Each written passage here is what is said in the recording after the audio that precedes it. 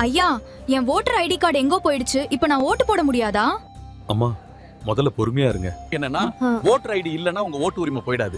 முக்கியம் என்னன்னா உங்க பேர் வாக்காளர் பட்டியல்ல இருக்கணும்.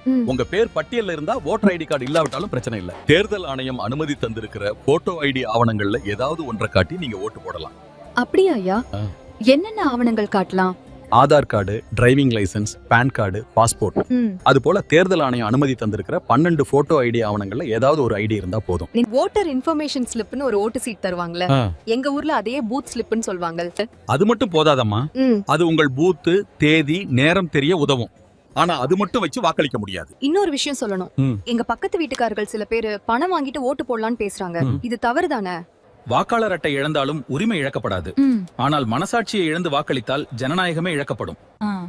யாராவது பணம் கொடுத்து வாக்கு கேட்பது, பரிசு கொடுப்பது, அச்சுறுத்துவது, தேர்தல் முறைகேடு செய்வது போன்றவை இருந்தால் உடனே புகார் அளிக்கலாம். சரிங்க. வாக்காளர் சேவை மற்றும் புகார்களுக்கு இலவச உதவி எண் 1950 மற்றும் சிபிஐ ஜெயில் போன்ற அதிகாரப்பூர்வ வசதிகள் மூலம் உங்கள் புகார்களை பதிவு செய்யலாம்.